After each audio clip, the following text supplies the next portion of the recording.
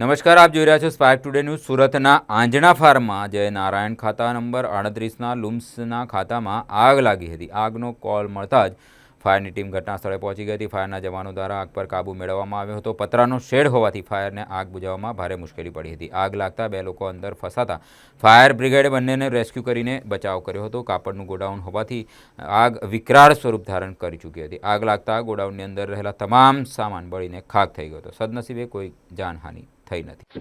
अलीम साहब, ये अंजना फॉरम विस्तार है या कोई पानी की मोटर फटने की वजह से गैस के गोडाउन में आग लगा है। या फायर ब्रिगेड वाले भी सब फटाफट आए हैं, जितने भी बंदे लोग थे सबको नीचे किया है। फायर ब्रिगेड वालों ने फटाफट आके आग वाग बुझाया है, ताकि जो पब्लिक के जो खाते वाले थे सबने पब्लिक को दूर किया है, सबने मेहनत किया है। यहाँ सबको दूर करके ना लोगों को बाहर खड़ा है।